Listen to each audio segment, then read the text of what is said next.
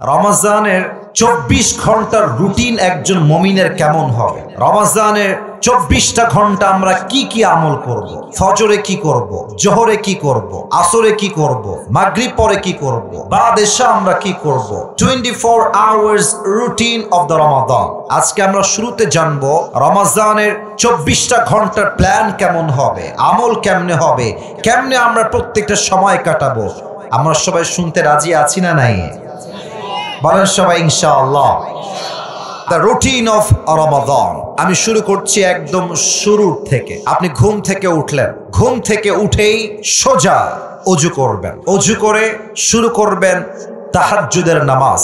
মুমিনের ঘুম থেকে উঠেই শুরু হবে পবিত্র হওয়ার পরে তাহাজ্জুদের নামাজ। তাহাজ্জুদ যে ২০ রাকাত পড়তে হবে, ১০ রাকাত পড়তে হবে, it's exactly not like that. আপনি জাস্ট ২ রাকাত পড়েন অথবা আপনি জাস্ট ৪ রাকাতই পড়েন, তবে তার তিল সহ পড়েন।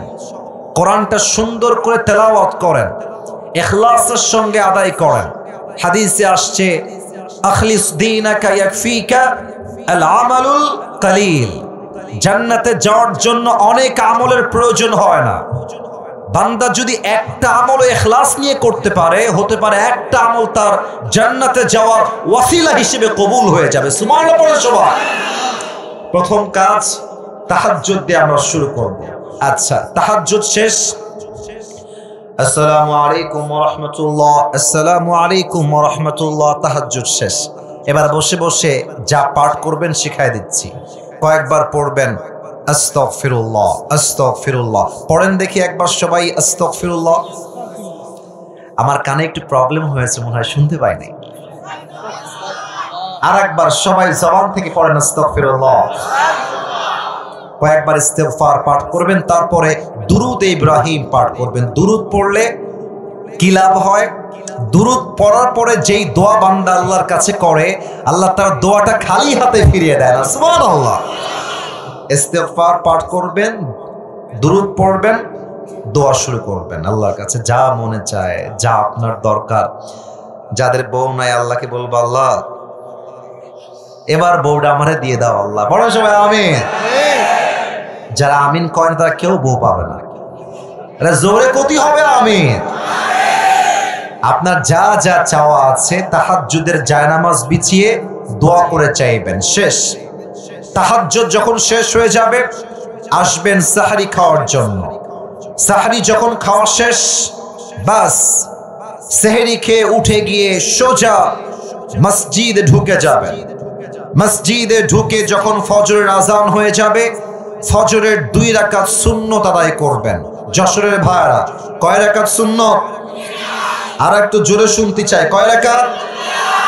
২ রাকাত সুন্নত। সুন্নত তো শেষ হয়ে গেল, কিন্তু সময় তো আছে এখনো ১০ মিনিট ১৫ মিনিট। কি করবেন? আপনি একটা কোরআন নেবেন, কোরআনটা নিয়ে সুন্দর করে করে বসে বসে তেলাওয়াত করবেন।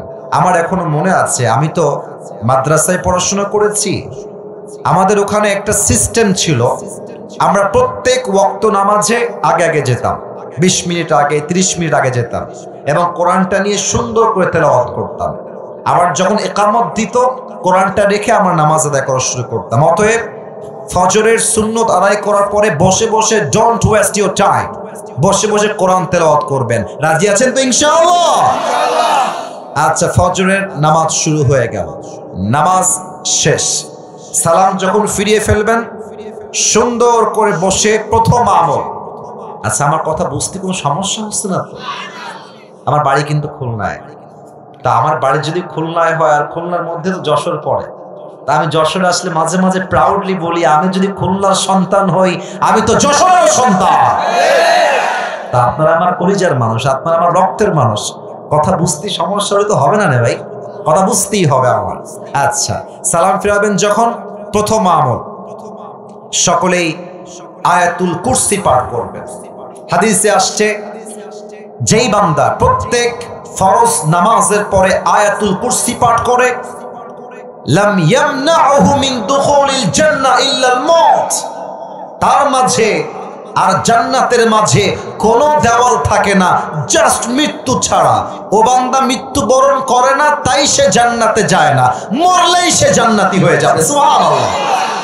আয়াতুল কুরসি পাঠ করবেন। এবার আরেকটা আমল শিখায় দেই, আমার সঙ্গে সবাই পড়েন, আউযু বিল্লাহিস সামিউল আলিম। মাশাআল্লাহ, আওয়াজ এসেছে, মিনাশ শাইতানির রাজিম। এখনই যে মুখস্থ হয়ে যাবে ব্যাপারটা এরকম নয়, মিডিয়ার লোক বসে আছে, কালকে আপলোড হয়ে যাবে এইটা, অর্থাৎ আউযু বিল্লাহিস সামিউল আলিম মিনাশ শাইতানির রাজিম, এইটা পড়বেন। তারপরে সকলেই সূরাতুল হাশরের শেষ আয়াতগুলো পড়বেন, হুয়াল্লাহুল্লাযী লা ইলাহা ইল্লাহু আলিমুল গায়বি ওয়াশ শাহাদা হুয়ার রহমানুর রহিম, শেষ পর্যন্ত পড়বেন। এই আমলটা যেই বান্দা করবে, একটা লাভ বলে দেই, তার পুরো দিনের সমস্ত বিপদকে আল্লাহ নিজেই দূর করে দিবে। সুবহানাল্লাহ, বলে সুবহানাল্লাহ। আয়াতুল কুরসির আমল শেষ, সূরাতুল হাশরের শেষ 3 আয়াতের আমল শেষ। এবার আপনি বাসায় ফিরে আসবেন, বাসায় এসে বসে বসে কোরআন তেলাওয়াত করবেন। কোরআন তেলাওয়াত যখন শেষ হয়ে যাবে, যখন সূর্য উঠে যাবে, আলো হয়ে যাবে, আপনারা সবাই ইশরাকের নামাজ পড়বেন। এর লাভ কি? যে বান্দা ইশরাকের নামাজ পড়ে, আল্লাহ এই নামাজের বিনিময়ে তাকে একটা কবুল হজের সওয়াব তার আমলনামায় আল্লাহ লিখে দেয়। আচ্ছা, তারপরে যদি আপনার মনে হয় কিছুক্ষণ ঘুমালেন, আর যদি ঘুম না হয়, সোজা জোহরের ওয়াক্ত যখন শুরু হয়ে যাবে, যে যার কাজে ছুটে যাবেন। ব্যবসায়ী দোকানে যাবে, যে জব করে সে অফিসে যাবে, যে ইমাম সে তার কাজ করবে, যে যার কাজ শুরু হয়ে যাবে। যেমনটা আল্লাহ তাআলা বলেছেন, ফাইদা কুদিয়াতিস সালাত ফান্তাশিরু ফিল আরদ, when you have done your salah, spread out to your workplace. নামাজ শেষ, কাজ শুরু হয়ে যাবে। অবহেলা যে করে, অলস যে হয়, সে প্রকৃতপক্ষের বীর বাহাদুর মুসলমান হতে পারে না, ঠিক কি না বলে? আচ্ছা, কাজ যখন শেষ হয়ে যাবে, জোহরের আজান দিয়ে দিয়েছে, আল্লাহু আকবার আল্লাহু আকবার, আজান যখন শুরু হয়ে যাবে, আপনার প্রথম আমল হবে আজানের উত্তর দেওয়া। অনেকে আজানের উত্তর দিতেও ভয় পায়, একদম সহজ, যা বলবে জাস্ট রিপিট করে দিবেন। যদি আপনি আজানের উত্তর দেন প্রত্যেক ওয়াক্তে, আল্লাহর হাবিব বলেছেন, আজানের উত্তর যেই বান্দা দেয়, আমি আল্লাহর হাবিব তাকে জান্নাতে যাওয়ার জন্য আল্লাহর কাছে সুপারিশ করব। সুবহানাল্লাহ বলেন। আচ্ছা, এরপরে জোহরের পূর্বে সুন্নত কয় রাকাত বলেন তো সবাই? আপনার ভয় পাচ্ছেন কিসের জন্য? কত হবে? কয় রাকাত? 4 রাকাত আদায় করবেন। আপনাদের মনে আছে কিনা জানি না, আমি একটু আগে বলে আসছি, সুন্নত নামাজ শেষ, মসজিদে বসে বসে সময় লস করবেন না, টাইম ওয়েস্ট করবেন না। কোরআনটা খুলে ইকামত দেওয়া পর্যন্ত কোরআনটা তেলাওয়াত করবেন। আবার যখন নামাজ শুরু হয়ে যাবে, জোহরের নামাজ পড়বেন, সালাম ফিরাবেন। প্রথম আমল কি? কুরসি পড়বেন। না, কথা করছেন না আপনারা গো। কি কুরসি পড়বেন বলেন সবাই? আয়াতুল কুরসি পড়বেন। বাস 2 রাকাত সুন্নত পড়বেন, বাসায় ফিরে আসবেন। এখন যাদের বউ আছে তাদের জন্য একটা কথা, জোহরের নামাজ পড়ে এসে দেখবেন যে আপনার বউ বাড়ির কাজ করছে, হয় রান্না বান্না করছে। যাদের বউ নাই, বউ হবে তোরে বাবা, এত টেনশন কিসের? আগে শোনো আমার কথা শোনো, আমি তোমাদের কথা একটু পরে বলবো। একটু ওয়েট করো। যুবকদের কথা না বলতে ওয়াজটা সফলই হবে না যুবক ভাই। ওয়েট ফর আ মিনিট, একটু সময় দাও। আচ্ছা, আপনার বউ ঝাড়ু দিচ্ছে, এসে বলুন, বউ দাও ঝাড়ুটা আমাকে দাও। আপনি ঝাড়ু দিবেন। আল্লাহর হাবিব বলেছেন, বউয়ের জন্য যেই বান্দা 1 টাকাও খরচ করবে, বউয়ের কষ্টে সে সহযোগিতার হাত বাড়ায় দিবে, প্রত্যেকটা কাজে কাজে আল্লাহ তার আমলনামায় সওয়াব লিখে দিবে। সুবহানাল্লাহ। এখন মনে করেন যে আপনি রান্না বান্না করতে পারেন না, আপনি না পারেন ডিম ভাজতে, না পারেন আপনি আলু ভাজি করতে, না পারেন আপনি ভাত করতে, কিছুই পারেন না। আপনি কি করবেন? বউয়ের কাছে দাঁড়ায় থাকবেন, মরিচ লাগবে আগায় দিবেন, পেঁয়াজ লাগবে আগায় দিবেন, যা লাগবে আগায় দিবেন। প্রত্যেকটা কাজে কাজে আপনাকে সওয়াব দিবে একজন, তিনি কে? বউয়ের কাজ করবেন, সেবা করবেন, বাড়ির কাজ করবেন, জীবনের কাজ করবেন। আসরের আজান শুরু হয়ে গেল, মসজিদে আসবেন, এসে যদি পারেন 4 রাকাত সুন্নত পড়বেন, সুন্নতের পরে কোরআন তেলাওয়াত, তারপরে আসরের নামাজ, তারপরে কোন কুরসি, এই যে ভুলে গেছেন মনে হয় কি কুরসি, আয়াতুল কুরসি পড়বেন। এরপরে এই যে মুরব্বী যারা এসেছেন, এই যে মুরব্বী যারা এসেছেন, আমার চোখে চোখ, যুবক ভাইরা আমার চোখে চোখ, আসরের নামাজ পড়ে বাহিরে বের হওয়া।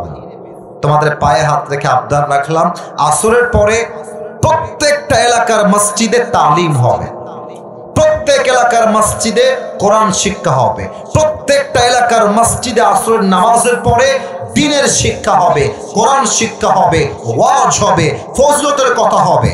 আল্লাহর হাবিব বলেছেন, যেই বান্দা আসরের নামাজের পরে দ্বীনের চর্চা করে, দ্বীনের প্রশিক্ষণ দেয়, প্রশিক্ষণ নেয়, আল্লাহ তার আমলনামায় কবুল হজের সওয়াব লিখে দেয়। সুবহানাল্লাহ। আচ্ছা, আমল শেষ, বাসায় আসবেন। আমি কিন্তু শেষের দিকে চলে এসেছি। এইটা আমার হাতে প্লেট, মনে করেন এটা কি, আর একবার জোরে করেন, এটার নাম কি? ইফতারি আপনার সামনে চলে এসেছে। অনেক ছেলে পেলে খুব বদমাইশ, ইফতারি সামনে রেখে গার্লফ্রেন্ডকে মেসেজ দেয়, জান তুমি কি খেয়েছো? বদমাইশের হাড্ডি। আর যুবকদেরকে দোষ দিয়ে লাভ নাই, যত যুবক নষ্ট হয়েছে তার পেছনে 80% মেয়েরাই দায়ী ছিল। মেয়েরাও মেসেজ দেয়, জান তোমার কি ইফতারি হয়েছে, তুমি কি খাবা, না আমারে কও, দি আমারে কও, এটা আমারে পাঠিয়ে দাও। মনে রাখবেন, ইফতারি সামনে রেখে যেই যুবক হারামে লিপ্ত হয়ে যায়, যেই মেয়ে হারামে লিপ্ত হয়ে যায়, তার রোজার 2 পয়সা দাম আল্লাহর কাছে সে পাবে না, ঠিক কিনা বলে? আচ্ছা, তাহলে কি আমল করবেন? ইফতারি আপনার সামনে, বসে বসে আপনি ইস্তেগফার পাঠ করবেন। ইস্তেগফার শেষ, ইফতারি সামনে রেখে 2 হাত তুলবেন মোনাজাতের জন্য। আল্লাহর হাবিব বলেছেন, ইফতারি সামনে রেখে যেই বান্দা আল্লাহর কাছে কোনো কিছু চায়, আল্লাহ তার প্রত্যেকটা চাওয়াকেই কবুল করে নেয়। সুবহানাল্লাহ। আর ইফতারি যখন করবেন, এটা মুরব্বীদের বাজে স্বভাব, আমাদেরও বাজে স্বভাব। প্রথমেই শুরু করি পানি দিয়ে, আরে সেই তৃষ্ণা। অনেকে দেখবেন যে জুসের বোতলটা অথবা গ্লাসটা এমনি ধরে রাখে, আজান খালি দিতে দেরি হবে, আমার খাতি দেরি হবে না। আজান দিলি শরবত দিয়ে শুরু করে, আজান দিলি উনি খায় আগে পেঁয়াজি আলুর চপ। না, দিস ইজ নট দ্য সুন্নাহ, এটা সুন্নাহ নয়। আজান হবে বা ওয়াক্ত হয়ে যাবে, প্রথমে আপনি নিবেন সুন্নতি খাবার খেজুর। সুবহানাল্লাহ পড়বেন না আপনারা? পেঁয়াজি নয়, আলুর চপ নয়, ডিমের চপ নয়, পানি নয়, প্রথম আমার সুন্নতি খাবার হবে খেজুর। বলেন সবাই, নাম কি? আর খাওয়ার সময় এমন খাওয়া খায়, এইরকম পুয়াতিমের মতো হয়ে যায়। আর কি হয়, খাওয়ার পরে গিয়ে ওই যে বেডে শুয়ে যায়, মাগরিবও পড়ে না, এশাও পড়ে না, তাহাজ্জুদ তো বহুত দূরের কথা, তারাবির নামাজটাও পড়তে চায় না, ঠিক কিনা বলেন? একদম সুন্নত অনুযায়ী হালকা খাবেন। মাগরিবের নামাজের পরে কোরআন তেলাওয়াত করবেন, জিকির আজকার করবেন, আয়াতুল কুরসি পাঠ করবেন। এশার নামাজে যাবেন, এশার সুন্নত পড়বেন, তারাবির নামাজ পড়বেন। তারাবির প্রত্যেকটা রুকুতে, প্রত্যেকটা সাজদাতে আল্লাহ তাআলা আপনার জীবনের গুনাহ খাতা মাফ করে দিবে। সুবহানাল্লাহ পড়বেন না? এশা পড়ে এসে আর রাত জাগবেন না, এসে জাস্ট হালকা খাবার খেয়ে ঘুমিয়ে যাবেন, আবার উঠে তাহাজ্জুদ দিয়ে দিন শুরু করবেন। রাজি আছেন তো ইনশাআল্লাহ? এখন এই রুটিন সবার সঙ্গে মিলবে তা নয়, অনেকের কাজ ভিন্ন, জব ভিন্ন, ব্যবসা ভিন্ন, যার যেমন জীবন সে অনুযায়ী কাগজ নিবেন, লিখবেন কখন কি করবেন, কখন কোন আমল, কখন রোজা, কখন তেলাওয়াত, কখন তাহাজ্জুদ, কখন দান সদকা, সব লিখে রুটিন করে রমজান মাসের প্রত্যেকটা দিন আমরা আল্লাহর জন্য আমল করব। রাজি আছেন তো ইনশাআল্লাহ? আল্লাহ সবাইকে সেই তৌফিক দান করুন। পড়েন সবাই আমিন। আপনাদের বউ আছে কার কার, একটু হাত তুলেন দেখি, কার কার বউ আছে হাত তোলেন। আচ্ছা মাশাআল্লাহ, আপনাকে বউ আছে? আচ্ছা হাত নামান। এবার জাগে বউটো কেউ নাই, হতভাগা কারা, তারা হাত তুলো সিঙ্গেল না সবাই। ইন্না লিল্লাহ। তোমাকে বউ নাই? তোমাকে বউ নাই, এ আমি বিশ্বাস করি না। আহা আল্লাহ, যাদের বউ নাই সবাইকে তুমি দিনদার নেককার বউ দিয়ে দাও, পড়েন সবাই আমিন। আমি আমার আব্বা জানদেরকে মাঝে মাঝেই বলি, যার জীবনে বউ নাই তার জীবনে কিছুই নাই যুবক ভাইরা। অনেক বাবা মনে করে যে কম্বল দিলে আমার বউ, আমার যুবক বা আমার সন্তানটা ঘুমায় যাবে, ল্যাপ দিলে ঘুমায় যাবে। আরে বউ ছাড়া ঘুম আসে না যুবক ভাইদের মনে। আমার মনে হয় আসলে কম্বল, ল্যাপ, খাতা, তোষক দিয়ে যুবকদের শীত দূর হয় না। যুবকদের শীত দূর হবে চরিত্রবান বউ দিয়ে যুবক ভাই। আব্বা বুঝতে চায় না, আব্বা বুঝতে চায় না। আল্লাহ আমার আব্বা জানদেরকে বোঝার তৌফিক দান করুক, পড়েন সবাই আমিন। আসুন আমরা তিনটা তাকবীর দিয়ে মূল তাফসীরে ফিরে যাই। প্রথম তাকবীর দিবেন আমার প্রিয় বিবাহিত যারা এসেছেন তারা। বিবাহিত ভাই যারাই এসেছেন, মুরব্বী হোক যুবক হোক, এখন কাশি দেন দেখি। ওরে ভাই একটু জোরে দিতেই হবে। বিবাহিত ভাইরা লেটস ট্রাই अगेन। আবার সিঙ্গেল তোমাদেরকে চুপ থাকতে হবে, তোমরা আওয়াজ দিলে তোমরা হেরে যেতে পারো। বিবাহিত ভাইরা তাকবীর দেন আমার সাথে, নারে তাকবীর। খুব বেশি একটা জোর হয় না গো বিবাহিত ভাইরা। আচ্ছা, এটা আমার সম্মানের ব্যাপার। বিবাহিত ভাইরা আপনাদেরকে আমি ভালোবেসে আর একটা চান্স দিলাম। সিঙ্গেল তোমরা চুপ থাকবা, আমার বিবাহিত আব্বা জান আর যুবক ভাইরা তাকবীর দিবে, দেখা যাক তারা কত নাম্বার পায় আজকের মাহফিলে। ক্যামেরায় রেকর্ড হচ্ছে এটা। বিবাহিত ভাইরা আর একবার নারে তাকবীর। হ্যাঁ, এবার মোটামুটি হয়েছে, ঠেলে ঠুলে হয়েছে মাশাআল্লাহ। এবার সিঙ্গেলদের পালা, সিঙ্গেলরা কাশি দাও। দেখা যাক, আমার মুরব্বীরা নাম্বার পেয়েছেন 60, বিবাহিত ভাইরা নাম্বার পেয়েছেন 60। এবার আমার সিঙ্গেলদের পালা, দেখা যাক কারা বেশি নাম্বার পায়। সিঙ্গেল ভাইরা তাকবীর দিবেন, বিবাহিত ভাইরা চুপ থাকবেন। সিঙ্গেল ভাইরা নারে তাকবীর। বিবাহিত ভাইরা আমাকে মাফ করে দিন, হতে গিয়েও হলো না। আচ্ছা যাই হোক, আজকে সিঙ্গেল ভাইরা 90 নাম্বার পেয়েছে মাশাআল্লাহ।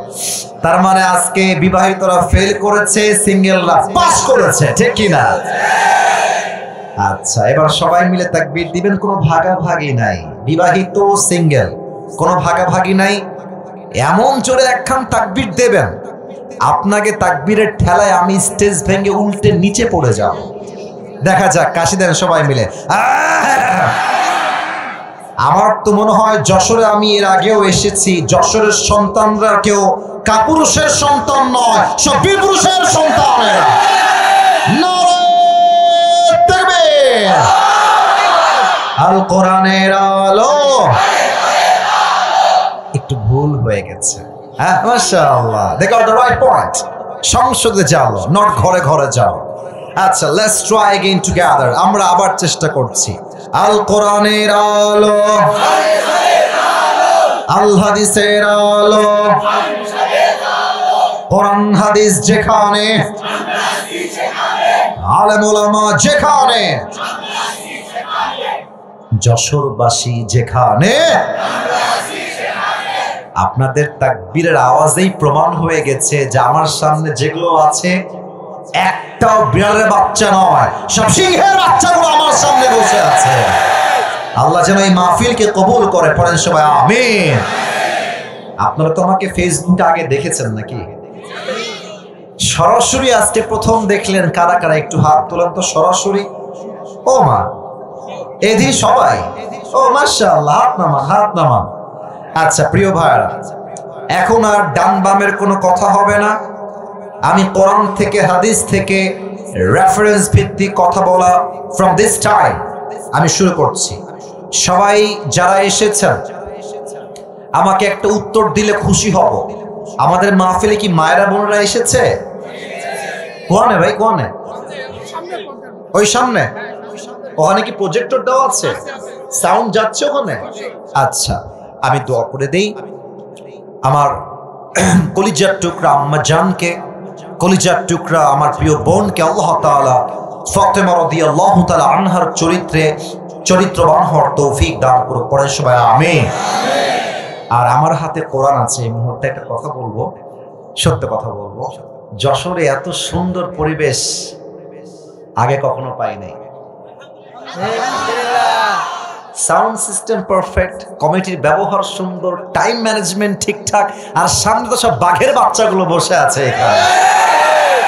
আল্লাহ যেন আমাকে ইখলাসের সাথে কিছু কথা বলার তৌফিক দান করে। পড়না আমিন। আজ আলোচনার সেন্ট্রাল থিম বা সাবজেক্ট ম্যাটার, মূল আলোচ্য বিষয় হচ্ছে the life of grave, the life of here after, পরকালের জীবন। যশোরের কলিজার টুকরা ভাইরা জবাব দেন আমাকে, দুনিয়ার জীবন না পরকালের জীবন? একটু জোরে কতি হবে, দুনিয়ার জীবন না পরকালের জীবন? এই মুহূর্তে আমি সবাইকে 3টা প্রশ্ন ছুড়ে দিতে চাই, আশা রাখবো আমি জবাবটা সঠিক পাবো। প্রথম প্রশ্ন, আমাকে তো আপনারা আগে ফেসবুকে দেখেছেন, আজকে face to face first time দেখলেন। আমাকে আজকে সরাসরি দেখার পরে আমার দাড়ি, আমার হাইট, আমার সাইজ সবাই উত্তর দেওয়া লাগবে তা না, 2-1 দিলেই এটা এনাফ থাকবে। একটু বুঝেন, আমাকে আজকে সরাসরি দেখে আপনাদের আনুমানিক কত বয়স মনে হচ্ছে 2-1 বললেই হবে। আনুমানিক কত বয়স মনে হচ্ছে? 30 একটা, 25 একটা, আর কোন 32, 18 কে বললো রে? না না, আমার বয়স 16। 18 কয় বেটা, আমার বিয়ে সঠিক বয়স তোর মধ্যে বেটা থাকতো রে আমার। আচ্ছা প্রিয় ভাইরা, বয়সটা ডাজন্ট ম্যাটার। আমি যেটা বলতে চাই এটা কোরআন থেকে আয়াত বলবো, তাই জাস্ট প্রশ্ন করছি। আমার কোনো মুরব্বী কি এসেছেন যার বয়স 50-এর বেশি হবে? একটু হাত তুলবেন আব্বাজান, বেয়াদবি নেবেন না আমার কথায়। আব্বাজানদের মাশাআল্লাহ হাত নামান, 50+ বয়স। আসুন আমরা কোরআনে ঢুকে যাই, কোরআন কি বলছে দেখেন। আচ্ছা বলেন তো, দুনিয়ার জীবনটা কি বেশি লম্বা না আখিরাতের জীবন বেশি লম্বা? এ কি শুধুই লম্বা না অনেক বিশাল লম্বা? বিশাল লম্বা। যেমনটা কোরআনে আল্লাহ তাআলা বলছেন, খেয়াল করেন, দলিলটা দিয়ে দেই। 30 নম্বর পারা, 4 নম্বর পৃষ্ঠা, সূরাতুন নাজিআতের লাস্ট আয়াত। আল্লাহ রাব্বুল আলামিন বলছেন, বান্দা শোনো শোনো, কান্নাহুম ইয়াওমা ইয়ারাউনাহা লাম ইয়ালবাসু ইল্লা আশিয়াতান আও দুহাহা। আল্লাহ রাব্বুল আলামিন বলছেন, যেই মুরব্বির বয়স 50 বছর, যেই মুরব্বির বয়স 80 বছর, এই মুরব্বি আব্বা জান যেদিন ইন্তেকাল করবেন, পরকালের জীবনটা যেদিন থেকে শুরু হয়ে যাবে, মুরব্বি ডাক দিয়ে বলবে, আল্লাহ পরকালের জীবনটা তো বিশাল লম্বা জীবন, আমার কাছে মনে হচ্ছে দুনিয়ার 80 বছরের জীবনটা পরকালের কাছে একটা সকাল কিংবা সন্ধ্যার মতো হবে। আল্লাহু আকবার। 80 বছরের জীবনটা পরকালের একটা। বসেন, উঠলেন কেন আপনি? কেউ যদি উঠে যায়, ওর লুঙ্গি টান দিয়ে ধরে বসায় দিবা, তো লুঙ্গি যেন খুলে না যায়। আমি কিন্তু কাউকে দেখি নাই উঠতে, আমার চোখে পড়ে না, তবে কেউ যদি উঠে যায় আমি কিন্তু মারাত্মক ধমক দিব, বলে দিলাম আপনাকে। ওয়াজ হবে অল্প সময়, মেহেরবানি করে কেউ ডান বামে উঠে যাবেন না। নারায়ে তাকবীর। পরকালে যাওয়ার পরে 80 বছরের জীবনটা জাস্ট একটা সকাল কিংবা সন্ধ্যার মতো মনে হবে। 1 নম্বর। 2 নম্বর প্রশ্ন, বলেন তো, আমরা এখন যে জগতে বসবাস করছি, the world that we are living right now, যে জগতে আমরা এখন আছি বর্তমানে, এটা কি পরকালের জগৎ না ইহকালের জগৎ? তো কথা কচ্ছেন না কিসের জন্য? পরকাল না ইহকাল? আচ্ছা বলেন তো যশোরের ভাইরা, দুনিয়ার জীবন বেশি উত্তম না পরকালের জীবন বেশি উত্তম? হ্যাঁ, এবার তো আওয়াজ আসলো। দুনিয়ার জীবন বেশি উত্তম না পরকালের জীবন বেশি উত্তম? দলিল কি? কোরআন থেকে বলছি। 30 নম্বর পারা, সূরাতুদ দুহা। Allah says in this ayah, walal akhiratu khairul laka minal ula. আল্লাহ তাআলা বলছেন, বান্দা শোনো শোনো, দুনিয়ার জীবনটা উত্তম জীবন নয়, দুনিয়ার জীবনটাই চিরস্থায়ী জীবন নয়, বরং দুনিয়ার জীবনের চাইতে আখিরাতের জীবনকে হাজার হাজার গুণ বেশি উত্তম করে বানিয়েছে একজন। বলেন সবাই তিনি কে? The life of hereafter is much more better than this worldly life. আল্লাহ তাআলা বলছেন পরকালের জীবনটাকে আমি আল্লাহ তাআলা দুনিয়ার চাইতে হাজার হাজার গুণ বেশি উত্তম করে বানিয়েছে। সুবহানাল্লাহ পড়বেন না আপনারা সবাই? এবার আসুন লাস্ট প্রশ্ন। এই প্রশ্ন করে আমি আমার আলোচনার গভীরে যেতে চাই, একদম গভীরে যেতে চাই। ডানে ডানে আওয়াজ আসছে। দেখো ভাই, আমি তোমাদেরকে ভালোবাসি, তোমাকে আমি ভালোবাসি, আমার ভালো তোমরা রাখো, মেহেরবানি করে ডোন্ট শাউট, কোনো আওয়াজ হবে না। তাকায় দেখো এদিকে, একটা আওয়াজও নাই, সব পাখির মতো চুপচাপ চাতক পাখির মতো বসে আছে, আওয়াজ চাই না। ডান থেকে কোনো আওয়াজ আমি আর নেক্সট টাইমে চাই না। আচ্ছা প্রিয় ভাইরা, মাহফিলে যে আমরা জীবিত এসেছি, বাসায় যে জীবিত ফিরে যাব আবার, do you have any guarantee about it? কোনো গ্যারান্টি আছে? আসতে কম কেন আছে? লিকুল্লি উম্মাতিন আজাল ইযা জা আজালুহুম ফালা ইস্তাখিরুনা সাআতান ওয়ালা ইস্তাকদিমুন। আল্লাহ রাব্বুল আলামিন বলছেন প্রত্যেকটা উম্মতের জন্য, প্রত্যেকটা বান্দার জন্য আমি আল্লাহ হায়াতের একটা নির্ধারিত সময় বেছে দিয়েছি। এই মৃত্যু মুরব্বী মানবে না, যুবক মানবে না, মেয়ে মানবে না, মা মানবে না, মহিলা মানবে না। যার মৃত্যু যেই সময়ে লেখা আছে, মালাকুল মউতে সেই সময় পাঠিয়ে দিবে একজন। বলেন সবাই তিনি কে? সময় শেষ, মালাকুল মউত হাজির হয়ে যাবে। এ হচ্ছে তিনটা আয়াত, জাস্ট পরকালকে বোঝাবার জন্য এই তিনটা আয়াত আমি রেফারেন্স হিসেবে উল্লেখ করলাম। এখন সবাইকে একটা আবদার রাখবো, এই দুই চোখ দেখা যায়? আমার চোখ কি দেখা যায়? এই দুইটা চোখ যতটুকু দেখা যায়, একটু একটু সবর করো, হ্যাঁ, যতটুকু দেখা যায় এই দুইটা চোখ রাইট নাও সবাইকে বন্ধ করতে হবে 5 সেকেন্ডের জন্য। আচ্ছা আগে বন্ধ করেন না, লেট মি শেয়ার যে কেন আপনি বন্ধ করবেন। আমি এখানে বসে কথা বলার কোনো যোগ্যতা আমার ভেতরে নাই, টু বি অনেস্ট। বাংলাদেশের সিস্টেমটা হচ্ছে, এই দেশে যোগ্য আলেমের দাম নাই, ভাইরাল যে তার দাম সবচেয়ে বেশি বাংলাদেশে। এটা তিতা কথা, সত্য কথা। এইটা আপনি বড় আলেম নিয়ে আসেন, মুহাদ্দিস নিয়ে আসেন, বুখারী শরীফ পড়ায়, তিরমিজি পড়ায়, আবু দাউদ পড়ায়, নাসাই পড়ায়, দেখবেন যে লোক হারি কিন্তু খুঁজে পাবেন না। ভাইরাল বক্তা নিয়ে আসেন, দেখবেন যে মাঠ কানায় কানায় ভরপুর হয়ে গেছে। কারণ এই দেশে একজন আলোচককে তার ইলম দিয়ে জাস্টিফাই করা হয় না, তার আমল দিয়ে জাস্টিফাই করা হয় না। আগেই দেখা হয় তার ভিউ কত বেশি ফেসবুকে, তার ইউটিউবে কত ভিউ। তো আমি কি বলি জানেন, যদি ব্যক্তির যোগ্যতা ফ্যান ফলোয়ার্স দিয়ে হয়, তো আমার চোখে তো হিরো আলমের মতো সফল আর কেউ হইতে পারে না। যুবক প্লিজ এই ট্রেডিশনটা চেঞ্জ করে ফেলেন। আপনারা আমাকে এই যে ভাইরাল আসিফ হুজুর খুব ভাইরাল, সব জায়গায় দেখা যায়, এই চিন্তায় দেখেন না আমার দিকে, আপনি হেদায়েত পাবেন না, আমি হেদায়েত করতে পারবো না। ইন্নাকা লা তাহদি মান আহবাবতা ওয়ালাকিন্নাল্লাহ ইয়াহদি মান ইয়াশা ওয়া হুয়া আ'লামু বিল মুহতাদিন। হেদায়েত তো নবী আপনার হাতে নয়, হেদায়েত দেওয়ার মালিক একজন। বলেন সবাই তিনি কে? ইখলাসের সঙ্গে আমার কথা শুনেন। আমি এখানে কথা বলার কোনো যোগ্যতা রাখি না। আব্বা আম্মার দোয়া, মুরব্বীদের দোয়া, ওস্তাদের দোয়া আমাকে এখানে নিয়ে আসছে। আমি আজকে পুরো ওয়াজ 5টা ভূমিকায় করব।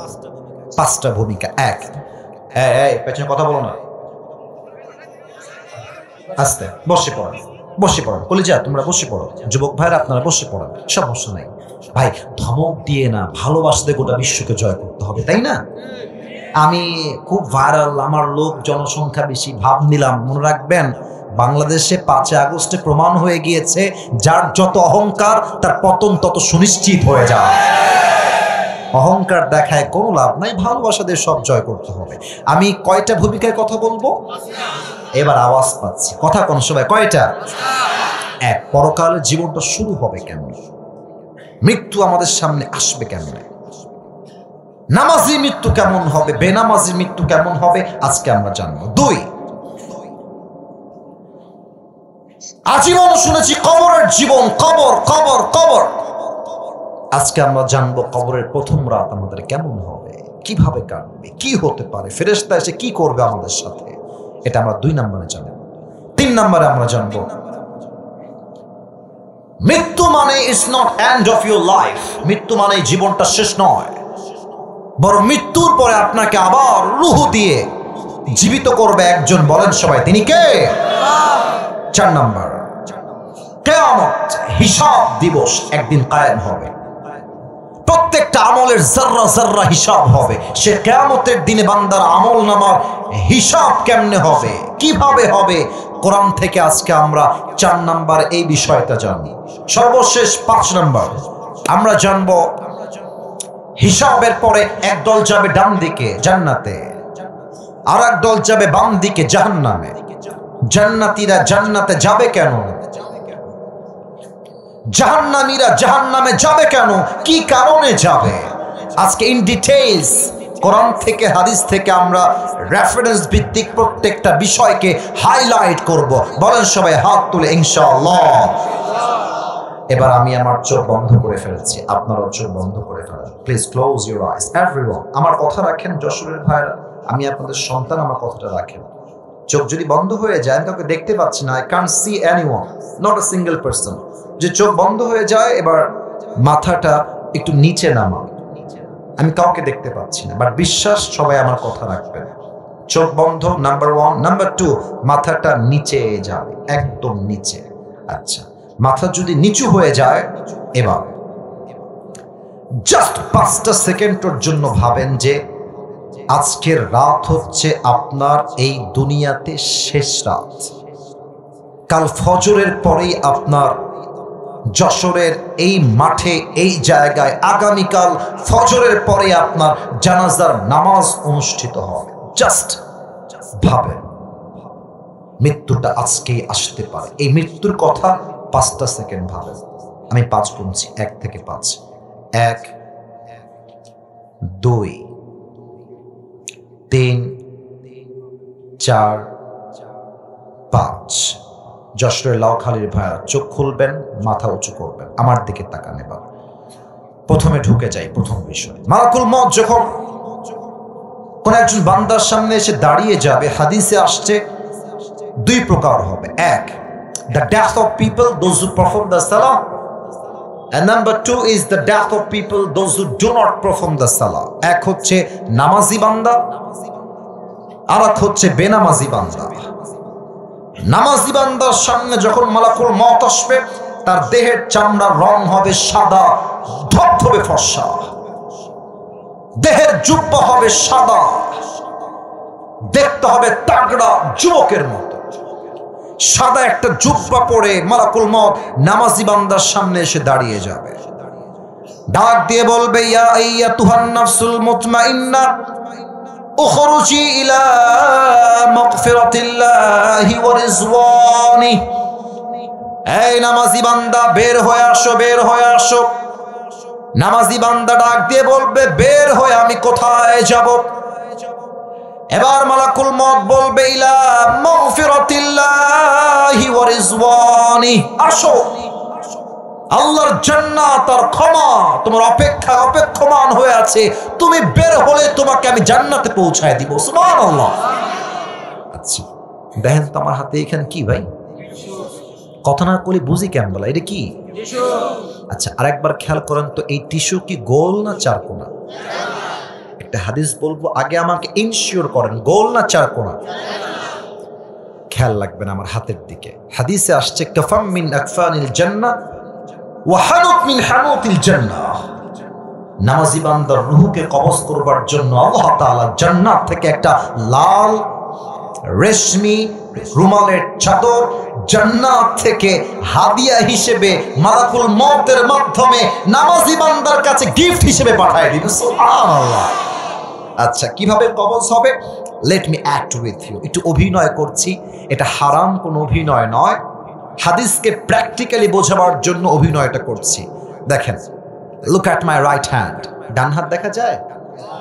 কথা কম দেখা যায়? মালাকুল মউত নামাজি বান্দার জন্য তার ডান হাতটাকে এমনে রাখবে রূহ কবজ করার জন্য।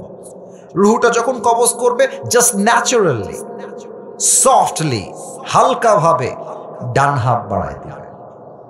রুহটাকে ডান হাত দিয়ে সম্মানের সাথে বের করবে। বের করে এই রুমালটা জান্নাত থেকে এসেছে, এটা ফেরেশতার হাতে থাকবে। রুহটাকে নিয়ে এখানে রাখবে, রেখে সুন্দর করে ভাঁজ করবে। কাফাম মিন আকফানিল জান্নাহ ওয়া হানুত মিন হানুতিল জান্নাহ। নামাজি বান্দার রুহটাকে কবজ করে মালাকুল মউত ইল্লিয়িন তথা তার রুহটাকে জান্নাতের ঠিকানায় নিয়ে পৌঁছায় দিবেন। This is the death of people, those who perform the salah. এটা নামাজি বান্দার মরণ। রাগ করবেন না, আমি যদি এখন এখান থেকে নেমে গিয়ে কারো পকেট চেক করি, এখানে শুধু বেনামাজি আছে ব্যাপারটা এরকম নয়। এখানে এমন লোক বসে আছে যার পকেটে হাত দিলে এখন বিড়ির প্যাকেট এখনই বের হবে, এখনই বের হবে। এখানে অনেক যুবক, এই আপনারা কিন্তু আমার কথা হাসি হিসেবে নেবেন না, আমি কিন্তু মজার জন্য একদম বলি নাই, আমি বোঝাচ্ছি যে মানুষের ঈমান আজকে কোন পর্যায়ে গেছে, জাস্ট বোঝাচ্ছি। এখানে অনেক যুবক বসে আছে, ও এখানে বসে এই মাহফিলে বসে ওর গার্লফ্রেন্ডের মেসেজ রিপ্লাই করেছে এখানে বসে। এখানে অনেক যুবকের মোবাইল ফোন যদি আমি কেড়ে নেই, মোবাইল ফোন, আর যদি ওকে বলি পাসওয়ার্ড খুলে দাও আমাকে, মোবাইল ফোন চেক করব, আমি আপনাকে গ্যারান্টি দিয়ে বলতে পারবো এখানে অনেক যুবক বসে আছে তার টিকটক অ্যাকাউন্টে অনেক উলঙ্গ মেয়ের ভিডিও দেওয়ার জন্য, দেখার জন্য সে আইডিকে ফলো দিয়ে রেখে দিয়েছে।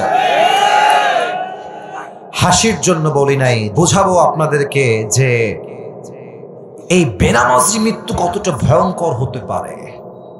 যে মুরব্বী সুদ খায়, যেই মা বেপরদায় চলে, তার মৃত্যু কতটা ভয়ঙ্কর হবে আজকে শোনাতে চাই যশোরের এই লাউখালীর মাটিতে। হাদিসে আসে বেনামাজির সামনে যখন মালাকুল মউত আসবে, তার এই দেহের দুইটা চোখ হবে লাল টকটকে, লাল। দেহের চামড়া রং হবে নীলাভ বর্ণের চামড়া।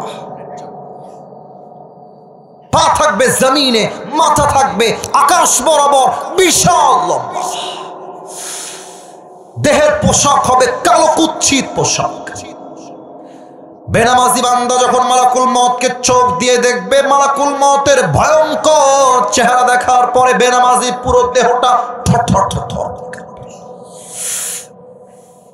মুখ দিয়ে ফেনা বের হওয়া শুরু হয়ে যাবে, এই দুইটা চোখ লম্বা লম্বা হয়ে যাবে। মালাকুল মউতের ভয়ঙ্কর চেহারা দেখে যুবকের প্রত্যেকটা অঙ্গ প্রত্যঙ্গ থরথর থরথর করে কাঁপবে। মালাকুল মউত বেনামাজির দিকে চোখ তুলে এমনি তাকায় থাকবে, আর এক ধমক দিয়ে বলবে, ইয়া আইয়াতুহান নাফসুল খাবিসা উখরুজি ইলা গাযাবিল্লাহ। হে বেনামাজি, বের হয়ে আয়, বের হ। একটা ধমক খাওয়ার সাথে সাথে আমার দিকে তাকান, রুহটা বের হবে, ছিঁড়ে বের হবে, ডান দিকে দৌড় দিবে। আমি কিন্তু হাদিস থেকে বলছি, বানায় বলছি না। একবার ডান দিকে দৌড় দেবে, আর একবার বাম দিকে দৌড় দেবে। আর একবার যখন এখানে আসবে, ফিরে মালাকুল মউতের ভয়ঙ্কর চেহারা দেখে আবার পেছনের দিকে রুহটা পালিয়ে যাবে। আগের বার ডান হাত দেখেছেন, এবার আমার বাম হাত দেখেন। Look at my left hand, বাম হাত দেখেন। আমি প্র্যাকটিক্যালি বোঝাচ্ছি। মালাকুল মউত তার বাম হাতটা পেছনের দিকে নেবে, পেছন থেকে একটা থাবা দিবে বেনামাজির রুহের দিকে, এক থাবা। যখন তার রুহটাকে এমনি ধরে তার বুক থেকে টেনে হিচড়ে বের করবে, হাদিসে এসেছে একটা জীবিত ছাগলকে যাবেহ না করে তার চামড়া কেউ যদি ব্লেড দিয়ে টেনে হিচড়ে ছিঁড়ে ফেলে, ওই ছাগলটার যে পরিমাণ কষ্ট হয় তার চাইতে কমসে কম 70 গুণ বেশি কষ্ট দিয়ে বেনামাজির রুহকে কবজ করা হবে। বলেন সবাই নাউজুবিল্লাহ। আল্লাহ, আমি তোমার কাছে দোয়া করে দিই, আল্লাহ, যারা আমরা বসে আছি, মা বোন, আমার যুবক ভাইরা, মুরব্বীরা, আমাদের সবাইকে তুমি মৃত্যুর আযাব থেকে বাঁচায় দিও। পড়েন সবাই আমিন। একটু মন থেকে বললেন না আমিন? লাশ যখন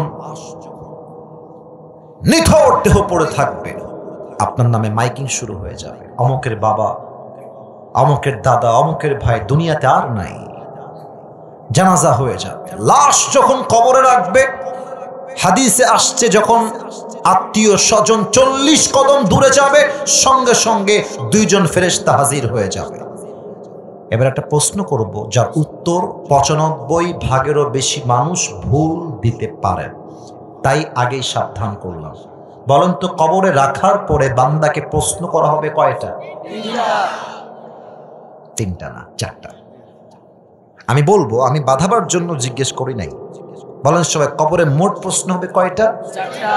একটু ক্লিয়ার হয়ে বলেন, কয়টা? 4টা। 1 নাম্বার প্রশ্ন আমি সবাইকে করব, আপনার আল্লাহর নামটা জবান থেকে দিল থেকে উচ্চারণ করবেন। সবাই আগে একটা কাশি দেন। মর রব্বুক, বলেন তো আমাদের রব কে? আল্লাহ। একটু আস্তে হয়ে গেল, আরেকবার বলেন, আমাদের রব একজন, তিনি কে?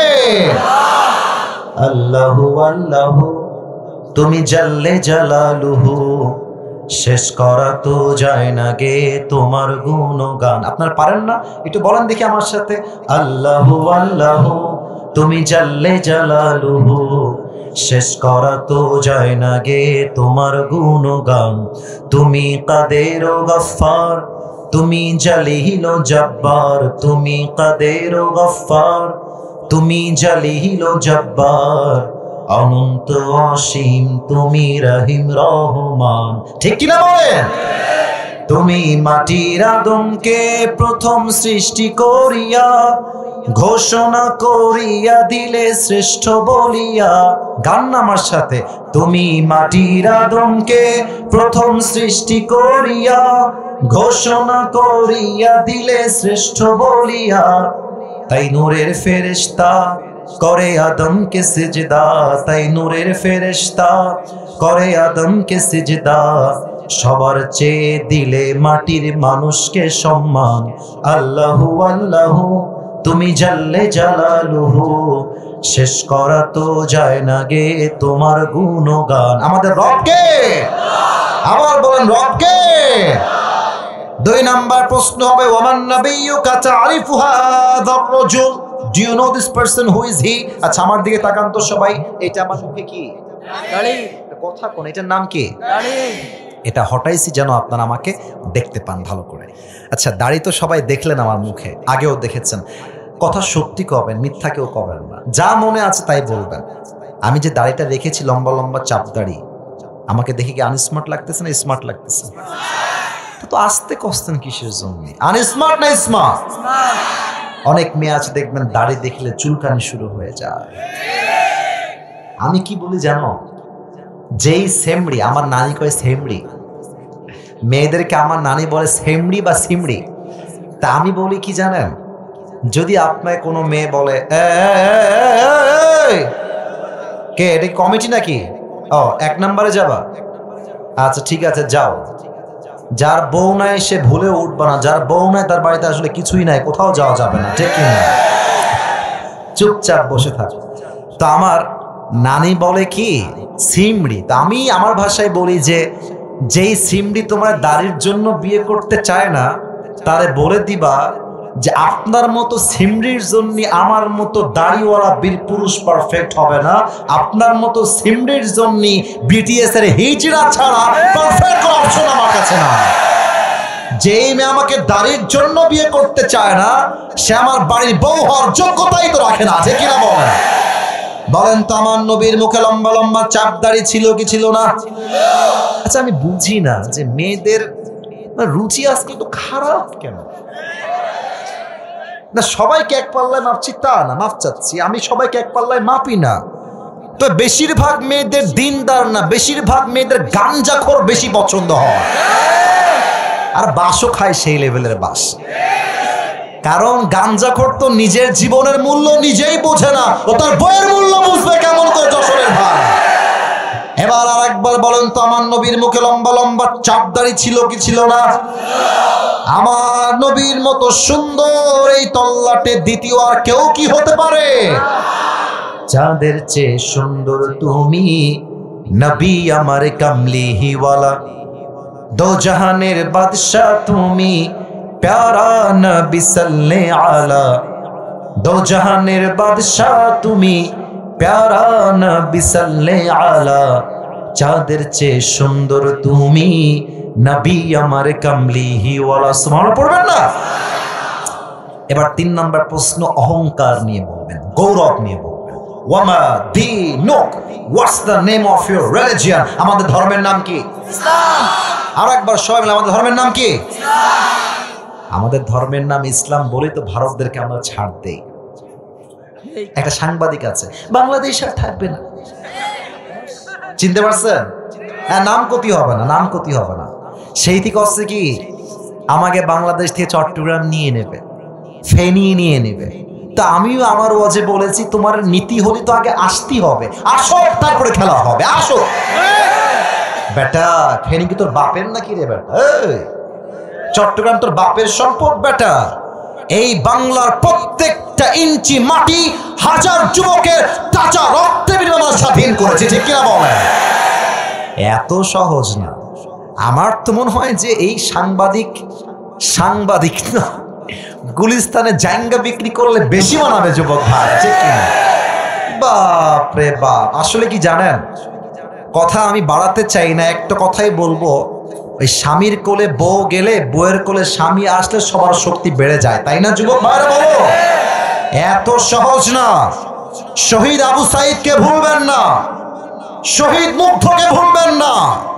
যদি আগামীর বাংলাদেশকে ইসলামের রাজ কায়েম করতে কেউ বাধা দেয়, 1 লাঠি দিয়ে মামুর বাড়ি দিল্লিতে আমরা ভাগতে বাধ্য করব। আমাদের ধর্ম ইসলাম, আমরা মারামারি চাই না, আমরা শান্তি চাই, ঠিক কিনা বলে? 3টা প্রশ্ন শেষ। এবার দেখেন একটা মজার বিষয়।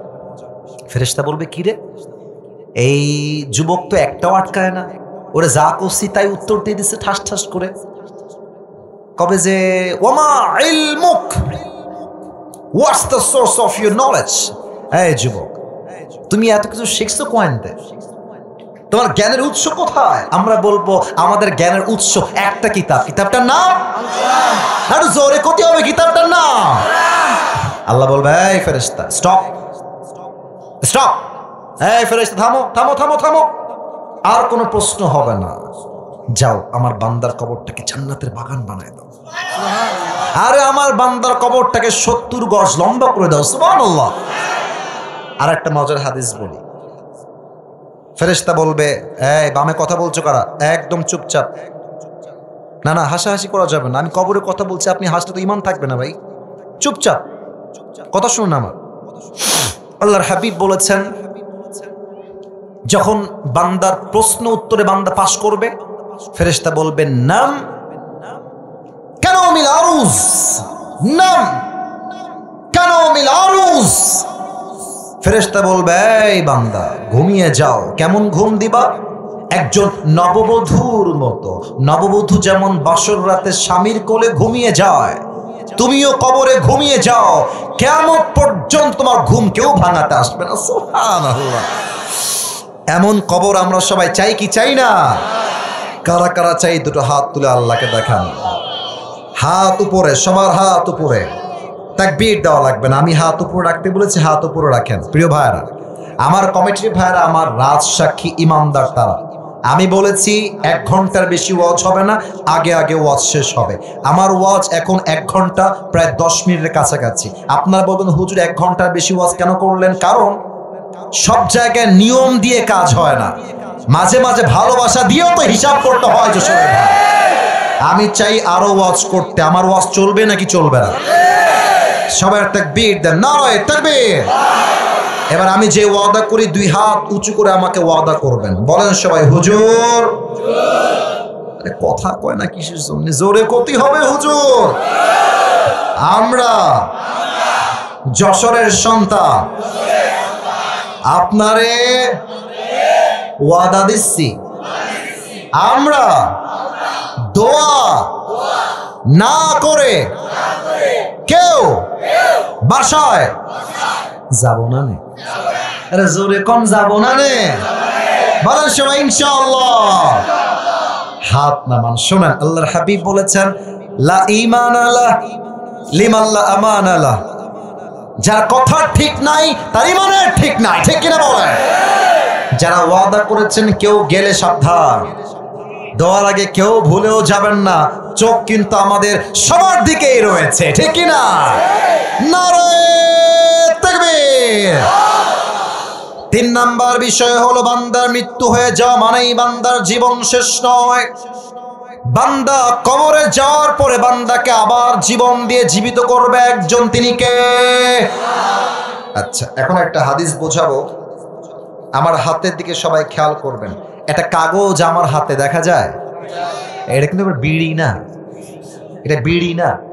আমি জাস্ট বোঝাচ্ছি, আমাকে আগে উত্তর দেন, কাগজ কি দেখা যায় ভাই? এটা হচ্ছে একটা বাঁশি বা হুইসেল। বলেন সবাই, বাঁশি বা হুইসেল। এই মুহূর্তে রাত বাজে 11টা, এই মুহূর্তে ইসরাফিল আলাইহিস সালাম বাঁশিটা এমনে মুখের সামনে নিয়ে দাঁড়িয়ে আছে, exactly like this, waiting for the green signal. Allah বলবে, ইসরাফিল ফু দাও। একটা ফু দিবে, কিয়ামতের লীলা খেলা শুরু হয়ে যাবে। কিয়ামত শুরু হবে 3টা ফু দিয়ে। এক ফু দিবে, দালান, কোঠা, বাড়ি, গাড়ি, দুবাইয়ের বিশাল বড় লম্বা প্রাসাদ, বিল্ডিং, বুর্জ খলিফা, আরবের বিশাল বড় প্রাসাদ, সৌদি আরবের বিশাল বড় প্রাসাদ, সিঙ্গাপুরের বিশাল বড় বড় প্রাসাদ। একটা ফু দিবে, একটা ফু দেওয়ার সঙ্গে সব বিল্ডিং গুলো ভেঙ্গে চুরে চূর্ণ বিচূর্ণ হয়ে মাটির সঙ্গে মিশে মেছাকার হয়ে যাবে, ঠিক কিনা বলে? একটা ফু। আল্লাহ বলবে, ফেরেশতা আর একটা ফু দাও। ইসরাফিল, আমার কথা কি বোঝা যায়? ইসরাফিল সিংহাটা নিয়ে ফু দিবে। একটা ফু দেওয়ার সাথে সাথে পৃথিবীর সব মানুষ, জিন, ফেরেশতা, পশু পাখি, কুকুর, বিড়াল, বাঘ, ভাল্লুক, খরগোশ, সব শেষ। একটা ফু দিবে, সব শেষ। আল্লাহ বলবে, ইয়া মালাকাল মাউত আখবিরনি মান ইয়াবকা। মালাকুল মউত, বলো আমাকে দুনিয়াতে আর কে বাকি আছে? মালাকুল মউত ডাক দিয়ে বলবে, আল্লাহ দুনিয়াতে কেউ আর বাকি নাই, মানুষ নাই, জিন নাই, ফেরেশতা নাই, বিল্ডিং নাই, গাছ নাই, জমিন নাই, সব ধ্বংস আল্লাহ। জাস্ট আমি আছি, আমার 3 জন বন্ধু আছে, আর আপনি আছেন। আল্লাহ বলে, মালাকুল মউত যাও, তোমার বন্ধু ইসরাফিলের রূহ কবজ করো, তোমার বন্ধু মিকাইলের রূহ কবজ করো, তোমার বন্ধু জিবরাইলের রূহ কবজ করে নিয়ে আসো। মালাকুল মউত আসবে, 3 জন ফেরেশতার রূহ কবজ করে আল্লাহর কাছে। আল্লাহ, সব শেষ। আল্লাহ বলবে, ইয়া মালাকুল মউত আখবিরনি মা ইয়াবকা, বলো আর কে বাকি আছে? মালাকুল মউত ডাক দিয়ে বলবে, আল্লাহ কেউ বাকি নাই, কেউ নাই, শুধু তুমি আর আমি। বলেন, শুধু তুমি আর কেউ নাই। আল্লাহ বলে, মালাকুল মউত মত, এবার তুই মরে যা। মালাকুল মউত বলবে, আল্লাহ আমি কেন মরবো? আমি না সবার রূহ কবজ করেছি, আল্লাহ আমি কেন মরবো? আল্লাহ বলে, মর, ফাইন্নাকা খালকুম মিন খালকিল্লাহি তাআলা আযজা ওয়া জাল্লা, মরে যা, কারণ তুই আমার সৃষ্টির মাঝে একটা সৃষ্টি। কুল্লু নাফসিন যায়কাতুল মউত, মরে যা। একটা ধমক দিবে, মালাকুল মউত শেষ। পৃথিবীতে আর কেউ বাকি নাই একমাত্র আল্লাহ তাআলা ছাড়া। আল্লাহ এবার ডাক দিয়ে বলবেন, লিমানিল মুলকুল ইয়াউম, কার আজকের রাজত্ব বলো? জবাব দেওয়ার মতো কেউ থাকবে না। আল্লাহ বলবে, যারা বলতা যশোর আমার, যারা বলতা ঝিনাইদহ আমার, যারা বলতা খুলনা আমার, কুষ্টিয়া আমার, চুয়াডাঙ্গা আমার, মেহেরপুর আমার, কোথায় তারা? আসো। জবাব দেওয়ার জন্য কেউ থাকবে না। এবার আল্লাহ নিজে জবাব দিয়ে বলবেন, লিল্লাহিল ওয়াহিদিল কাহ্হার, আজকের দিনের রাজত্ব মহারাগে রাগান্বিত একমাত্র সেই সত্তার জন্য। বলেন সবাই, তিনি কে? 2টা ফু শেষ, আল্লাহ একা আছে, পুরো পৃথিবী ফাঁকা, মানুষ নাই, জিন নাই, ফেরেশতা নাই, কেউ নয়। এবার আল্লাহ বলবে, ইসরাফিল তুমি উঠে যাও। ইসরাফিল উঠবে, আল্লাহ বলবে, সিংহাটা হাতে নাও, এবার তোমার 3 নাম্বারটা ফু দাও। 3 নাম্বার ফু দিবে। একটা ফু দেওয়ার সাথে সাথে যশোরে যেই জায়গায় মারা গিয়েছিল, খুলনায় যে মানুষটা যেই জায়গায় মারা গিয়েছিল, বাগেরহাটে যেই মানুষটা যেই জায়গায় মারা গিয়েছিল, যে যেখানে যেমন ভাবে দাফন হয়েছিল, একটা ফু দেওয়ার সাথে সাথে প্রত্যেকটা মানুষ জীবিত হয়ে হাসরের ময়দানে একত্রিত হয়ে যাবে। আল্লাহু আকবার। আল্লাহ এভাবেই আপনাকে জীবিত করবেন কিয়ামতের কঠিন দিনে। এবার আসেন 4 নাম্বার বিষয়, যেটা আমার ওয়াজের সবচেয়ে গুরুত্বপূর্ণ বিষয়। এটা হচ্ছে main chapter, main thing to talk about. এবার আমার 1 হাত নয় 2 হাত দেখবেন, হিসাবটা কেমনে হবে। আল্লাহ বলবে, আচ্ছা আমি আমাকে দিয়ে এক্সাম্পল দিচ্ছি। আল্লাহ বলবে, আসিফ হুজুরের আমলনামাটায় ফেরেশতা তুমি ওজন দাও। ওজন দেওয়া হবে। এটা আমার ডান আমল, এটা আমার বাম আমল। 2 হাত দেখবেন, আমার চেহারা কেউ দেখবেন না, হাতটা খেয়াল করেন, হাদিসটা বুঝবেন, আয়াতটা বুঝবেন। এটা আমার বাম আমল, এটা আমার ডান আমল। আল্লাহ বলবে ওজন দাও। যদি আল্লাহ দেখে যে বাম আমলের চাইতে ডান আমলটা জাস্ট আ লিটল বিট, এক চুল পরিমাণ, 1% জাস্ট একটু ভারী হয়ে গেছে, আল্লাহ বলবে যাও আমার বান্দাকে জান্নাত দিয়ে দাও। সুবহানাল্লাহ। এত আস্তে কেন বলেন সুবহানাল্লাহ? জোরে কোন সুবহানাল্লাহ। আপনারা সবাই আল্লামা দেলোয়ার হোসেন সাইদি হুজুর নাম শুনেছেন না? এটা আস্তে কম কেন শুনছেন না? আর আমাদের কলিজার টুকরা তিনি, আমাদের মাথার তাজ তিনি। আমি চরমনায় বুঝি না, আমি জামাত ইসলাম বুঝি না, আমি কওমি বুঝি না, আলিয়া বুঝি না। আমার কথা একটা, ইসলামের কথা যেই বলবে তাকে আমি আল্লাহর জন্য ভালোবাসি, ঠিক না বলেন? আল্লামা দেলোয়ার হোসেন সাইদি হুজুর জাস্ট একটা নাম নয়, এটা ইতিহাসের নাম, ইতিহাসের নাম। উনি খুলনায় আসতেন প্রতি বছর। তা আমাকে বাড়ি তো খুলনায়, আমার বাবার জন্ম খুলনায়। তোমার আব্বা আমারে কয় যে আব্বা যখন সাইদি সাহেব আসতো আমার এখনো মনে আছে, মুরব্বীরা বয়স 70 বছর, আব্বা তোমার আমি কি কব আব্বা, তুমি তো শুনলে বিশ্বাসই করবা না। আমি বলি আব্বা তুমি কও, আমি বিশ্বাস করবো না, কও তুমি। তা আব্বা বলে 70 বছরের মুরব্বী সাইদি হুজুরের ওয়াজ শুনতে 30 কিলোমিটার 40 কিলোমিটার সাইকেল পাড়ি দিয়ে ওয়াজ শুনতে যেত, সাইকেল চালিয়ে। মানুষটাকে শুধু যুবকরা ভালোবাসে না, মুরব্বীরা ভালোবাসে, মা বোন ভালোবাসে, প্রত্যেকটা দলের মানুষ তাকে দিন শেষে নির্বিশেষে দল মতের ঊর্ধ্বে গিয়ে ভালোবাসে, ঠিক কিনা বলে? উনি একটা কথা মাঝে মাঝে বলতেন, আমি মাঝে মাঝে ওয়াজ শুনি তো, উনি বলেন যে আপনারা কি বিনা পুঁজির ব্যবসা করতে চান? উনি বলেন তো শ্রোতা বলে অবশ্যই আমরা চাই। আচ্ছা আপনারা কি বিনা পুঁজি ব্যবসা করতে চান সবাই? আরে কথা কম চান সবাই? উনি বলতেন খালি পড়বেন সুবহানাল্লাহ, খালি পড়বেন আলহামদুলিল্লাহ। আপনি একবার সুবহানাল্লাহ করবেন, আল্লাহ আপনার জন্য জান্নাতে একটা প্রাসাদ নির্মাণ করে দিবেন। সবাই একটা প্রাসাদের মালিক হয়ে গিয়েছেন জান্নাতে একবার সুবহানাল্লাহ পড়ার জন্য। আর এক প্রাসাদের মালিক হয়ে গেছে, আরেকবার পড়েন সুবহানাল্লাহ। আর এক বিল্ডিং এর মালিক, আরেকবার পড়েন সুবহানাল্লাহ। আর এক বিল্ডিং এর মালিক, পড়েন সবাই সুবহানাল্লাহ। খালি পড়বেন সুবহানাল্লাহ, আলহামদুলিল্লাহ, লা ইলাহা ইল্লাল্লাহ, পড়েন সবাই আল্লাহু আকবার।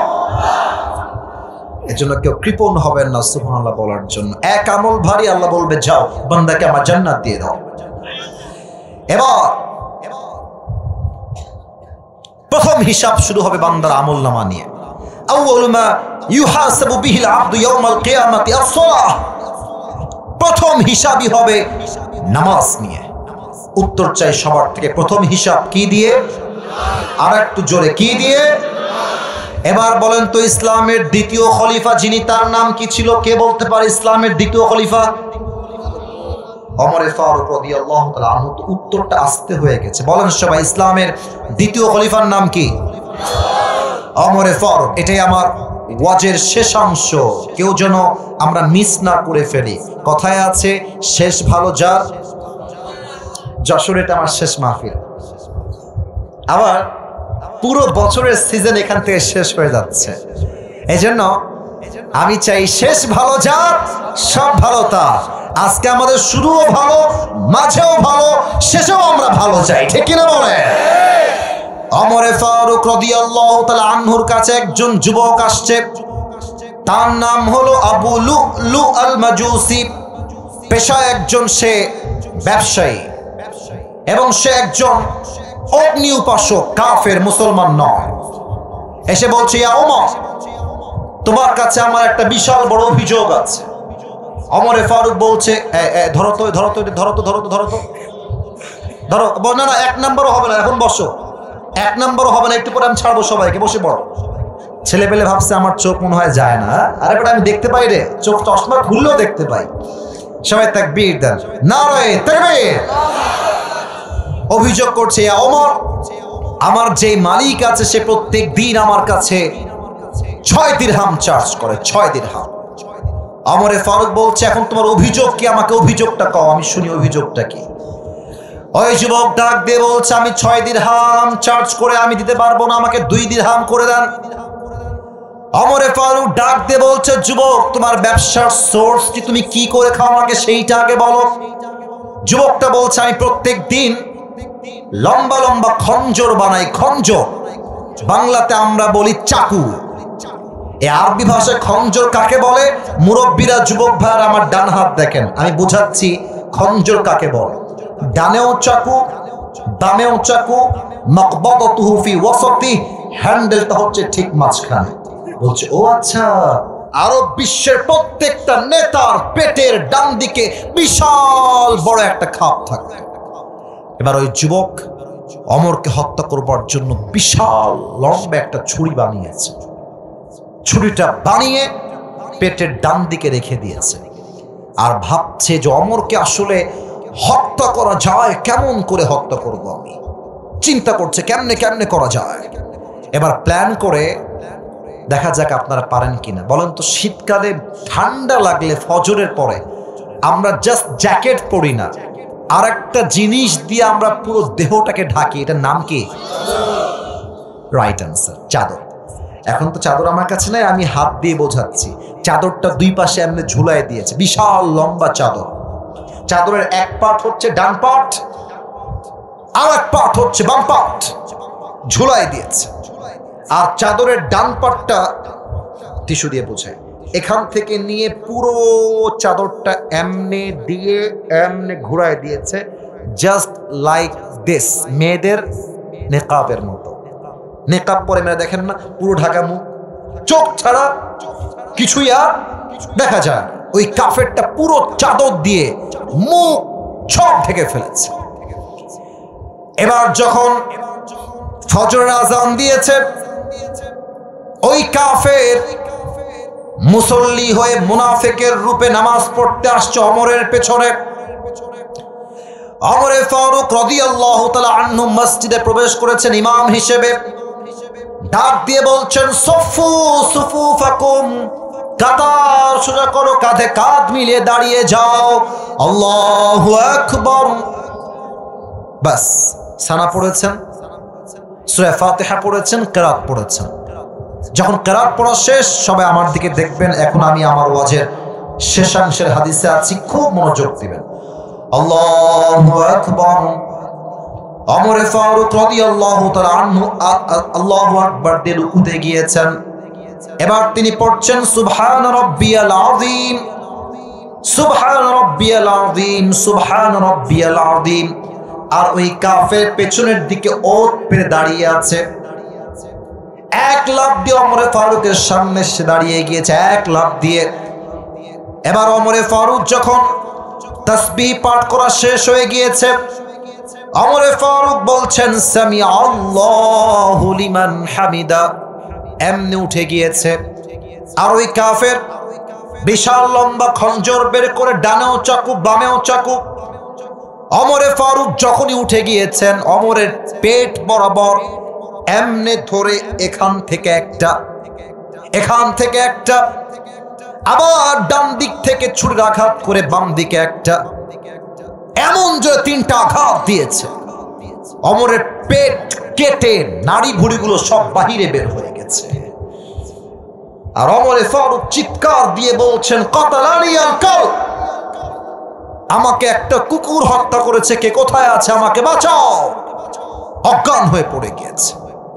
আর ওই কাফের ওমরে ফারুককে আঘাত করে পেছনের দিক দিয়ে বের হয়ে যাচ্ছে, পেছনের কাতার দিয়ে।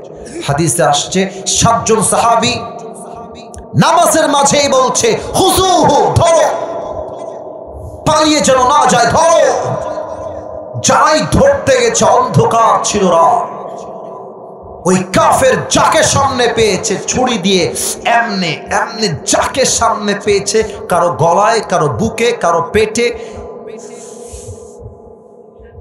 এমন জোরে আঘাত করেছে 7 জন সাহাবী নামাজরত অবস্থায় জায়গায় শহীদ হয়ে গিয়েছে। আল্লাহু আকবার। ওমরে ফারুকের ইমামের জায়গায় আরেকজন সাহাবী গিয়ে দাঁড়িয়ে গিয়েছে।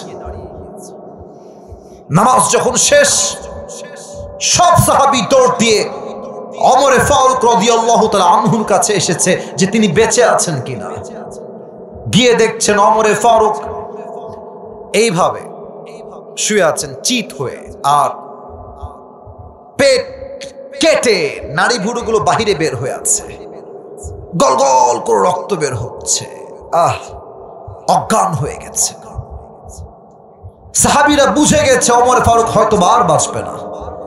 তাও চিৎকার দিয়ে ডাক দিয়ে বল, চাই না তবিব, ডাক্তারগুলো কোথায়? সবাই দৌড় দিয়ে আসো। কিছুক্ষণ পরে মদিনার সব ডাক্তাররা দৌড় দিয়ে আসছে, এসে ওমরে ফারুকের পিঠে হাত দিয়েছে, পিঠে হাত দিয়ে হালকা করে উপরে উঠিয়েছে।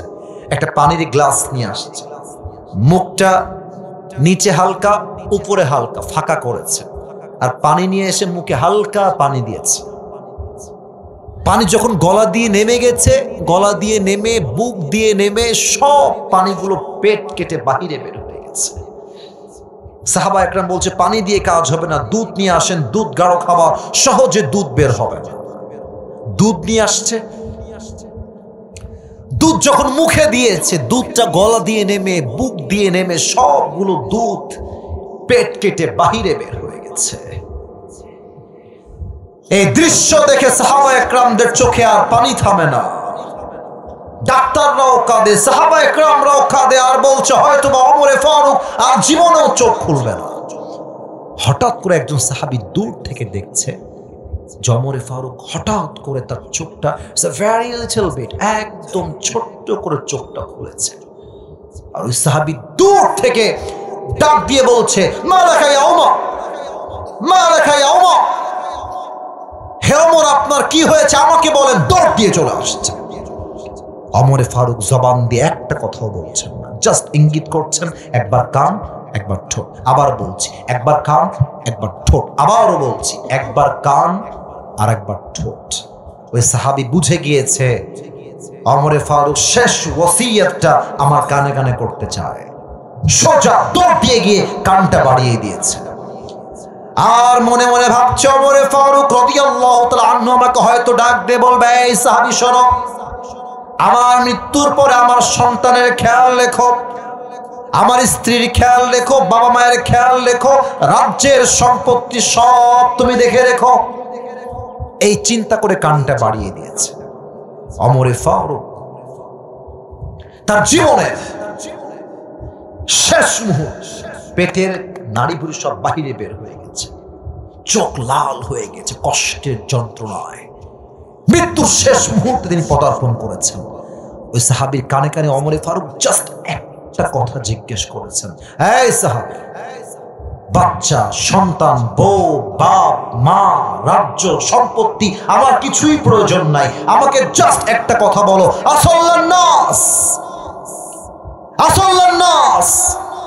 আমি ওমরে ফারুক যেই নামাজের ইমাম ছিলাম, আমার অজ্ঞান হওয়ার পরে সাহাবায়ে কেরাম সেই নামাজটা জামাতের সঙ্গে আদায় করেছে কিনা? সুবহানাল্লাহ বলেন সবাই। কাকে বলে নামাজ ভাই? আরে কোন সাহাবী এটা যাকে আল্লাহর হাবিব দুনিয়াতেই জান্নাতের টিকিট হাতে ধরায় দিয়ে চলে গেছে? আরে একজন কনফার্ম জান্নাতি সাহাবী, আশারায়ে মুবাশশারা যেই 10 জন সাহাবী, তার মাঝে ওমরে ফারুকের নামটা টপ লিস্টে আছে, সে জান্নাতি হবে মরলেই। এই মানুষটা সব ভুলে গেছে, নামাজ ভুলে নাই, নামাজ ভুলে নাই। ডক্টর মিজানুর রহমান আজহারি হুজুরের একজন নানা ছিলেন, আপনারা চিনবেন আমি জানি, আশা করছি। তার নাম হচ্ছে, এই যে এরাও চিনে, গোলাম সরওয়ার সাইদি হুজুর। ইস, কি সুন্দর চেহারা ছিল মানুষটার গো, নুরানি চেহারা, কথাগুলো কত দামি ছিল। উনি একটা কথা বলতেন, নামাজ নাই যার ঈমান নাই তার। নামাজ নাই যার মুসলমান হিসেবে পরিচয় দেওয়ার কোন যোগ্যতাই তার নাই, ঠিক কিনা বলে? নামাজ হচ্ছে মুসলমানের জীবনের সবচেয়ে বড় পরিচয়। হিসাব দিবসে আউয়ালু মা ইউহাসাবু বিহিল আবদু ইয়াউমাল কিয়ামাতি আস-সালাহ, প্রথম হিসাব নামাজের বিষয় করবে একজন। বলেন সবাই, তিনি কে? আর কিয়ামতের দিবসে দুই ধরনের মেয়ে সবচেয়ে বেশি জাহান্নামে যাবে। এক, যুবক ভাইয়েরা, মুরব্বীরা, আমার কথা রাগ করবেন না, মায়েরাও রাগ করবেন না, আমার বোনেরা আপনারা আমার কথায় রাগ করবেন না, আমি সবাইকে এক পাল্লায় রেখে কথা বলছি না। আজকালকার বাংলাদেশের বেশিরভাগ ঘরে পরকীয়ার রোগ ঢুকে গিয়েছে, বেশিরভাগ। আমি বললাম আবারও, আমি সবাইকে এক পাল্লায় মাপছি না, আবারও সবাইকে এক পাল্লায় মাপি না। বেশিরভাগ প্রবাসীর বউরা পরকীয়া করে, বেশিরভাগ। কেন করে? এক নাম্বার, একজন মেয়ে যখন স্বামীর স্পর্শ পেয়ে যায়, মেয়েটা তখন স্বামী ছাড়া বেশি দিন থাকতে পারে না। আমাদের বাগেরহাটে নানির বাসা, আমি দেখেছি অনেক স্বামী, মানে তোমরা রাগ করো না আমার কথায়, 7 বছর গেছে বিদেশে, 7 বছর। আস্তাগফিরুল্লাহ, একটা যুবতী মেয়েকে 7 বছর যদি রেখে যায় কেউ, আরে ভাই মানুষ তো, গায়ে গোস্তে মানুষ তো, তার তো একটা যৌবনের চাহিদা আছে, তার একটা শারীরিক চাহিদা আছে, মানসিক চাহিদা আছে। এই প্রবাসে যাওয়ার জন্য 8 বছর, 9 বছর, 10 বছর স্ত্রীর চরিত্র একদম নষ্ট হয়ে যায় যুবক ভাই, ঠিক কিনা বলো? আল্লাহর হাবিব বলেছেন, যেই মেয়েরা পরকিয়া করে, তাকফুরনাল আশির, স্বামীর কথায় অবদ্ধ হয়, তাদের বেশিরভাগ মেয়েকে জাহান্নামে দিবে একজন। বলেন সবাই, তিনি কে? তবে যেই মেয়েরা এসেছেন, যে চাচিরা এসেছেন, যেই নানিরা এসেছেন, চাহিদা কমায় দেন। আমি একজন স্বামী হিসেবে বললাম, চাহিদা কমায় দেন। যেই বইয়ের যত বেশি চাহিদা, তাদের ডিভোর্সের সংখ্যা তত বেশি। যেই বইয়ের ডিমান্ডের শেষ নাই, আজকে একটা, কালকে একটা, পরশু আর একটা, টিনের বাসা পছন্দ না, গ্রাম পছন্দ না, ওখানে নিয়ে যাও, এইটা দাও, আইফোন দাও, বাড়ি দাও, ফ্ল্যাট দাও, গাড়ি দাও। স্বামী কয়, তোরে কিছুই দিব না, তোরে আমি ডিভোর্স দিব। রাগ করলেন আপনারা আমার কথায়? এরকম মেয়েদের ডিমান্ডের জন্য আজকাল বাংলাদেশে ডিভোর্সের রেট বেড়ে গিয়েছে, ঠিক কিনা বলে? 1 নাম্বার। 2 নাম্বার, আরে বাবা, শুধু বিবাহিত মেয়েদের চাহিদা বেশি না, কিছু কিছু সিঙ্গেল মেয়েদের চাহিদা এত বেশি যে ওরা আইফোন 16 প্রো ম্যাক্স পাওয়ার জন্য কক্সবাজার পর্যন্ত চলে যায়। আহা আহা, আল্লাহ এমন মেয়ে থাকলে হেদায়েত দান করুন, পড়েন সবাই আমিন। 2 নাম্বার, সেই মেয়েরা জাহান্নামে সবচেয়ে বেশি যাবে যেই মেয়েরা পোশাক পরেও উলঙ্গ থাকতো। আজকালকার মেয়েরা বোরকাই পরে এত টাইট ফিটিং যে দেহের প্রত্যেকটা অঙ্গ প্রত্যঙ্গের ভাঁজ বোঝা যায়, ঠিক কিনা বলে? ও বাবা, হাতে মোজা, পায়ে মোজা, মুখও ঢাকা, দেখলে মনে হবে यार ये तो अभी के भी जन्नत से भाग के दुनिया में आई है, माशाআল্লাহ। দেখলে মনে হবে তো জান্নাত থেকে পালিয়ে এসেছে, মাশাআল্লাহ। আমার এই মেয়ে আবার দেখি যশোরে গিয়ে বোরকা পরে প্রেম করে, তখন আমার মাথায় একটা কথাই ঘোরে, যেই মেয়েরা বোরকা পরেও প্রেম করে, এদের উপরে ফিটফাট, ভেতরে পুরোটাই সদরঘাট। আল্লাহ এমন বোরকাশীল মেয়েদেরকে হেদায়েত দান করুন, পড়েন সবাই আমিন। সর্বশেষ আল্লাহ 2টা দল করবে, এক জান্নাতি আর এক হচ্ছে জাহান্নামী। জান্নাতি কারা হবে? বেশি ব্যাখ্যা নয়, জাস্ট একটা কথা বলবো, যারা সুখে দুঃখে ধৈর্যের পরিচয় দিয়েছে, আল্লাহ তাদেরকে বিনা হিসেবে জান্নাত দিবে। না সুবহানাল্লাহ হয় না, জোরে সবাই সুবহানাল্লাহ। আরেকটা, যারা সবচেয়ে বেশি জাহান্নামে যাবে, কোরআন বলছে ইয়াতাসাআলুনা আনিল মুজরিমিনা মা সালাকাকুম ফি সাকার ক্বালু লাম নাকু মিনাল মুসাল্লিন। সবচেয়ে বেশি জাহান্নামী হবে বেনামাজি বান্দারা।